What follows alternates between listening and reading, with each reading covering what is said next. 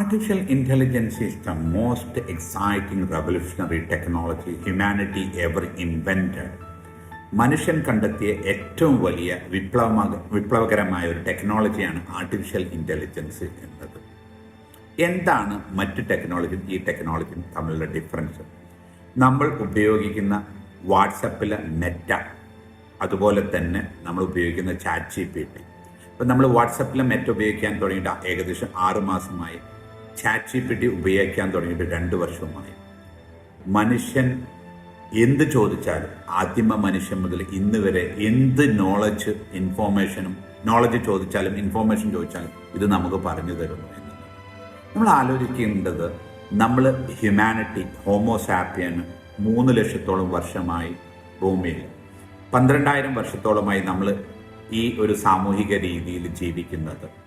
എന്നാൽ നമുക്ക് പറ്റാത്ത ഒന്ന് ഇത് ചെയ്തു കഴിഞ്ഞു. അപ്പോൾ ഇതിൻ്റെ ഇൻ്റലിജൻസ് എത്രയായിരിക്കും? ഇത് ജനിച്ചിരിക്കുന്നത് 155 IQ-ലാണ്.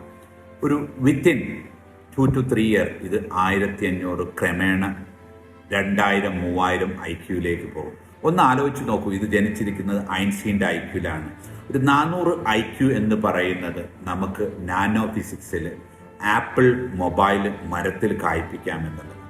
ഇതിനോടാണ് നമ്മളും നമ്മളെ കുട്ടികൾ വിദ്യാഭ്യാസത്തിലും കോമ്പീറ്റ് ചെയ്യാൻ പോകുന്നത്. ഈസി ആയിരിക്കില്ല. നമ്മൾ ജോലി ചെയ്യുന്നതും നമ്മൾ ബിസിനസ് ചെയ്യുന്നതും ബുദ്ധിയിലൂടെയാണ്. ബുദ്ധിയുടെ ഒരു ഇൻഫ്രാസ്ട്രക്ചർ നമുക്ക് ഫ്രീ ആയിട്ട് വന്നിരിക്കുകയാണ്.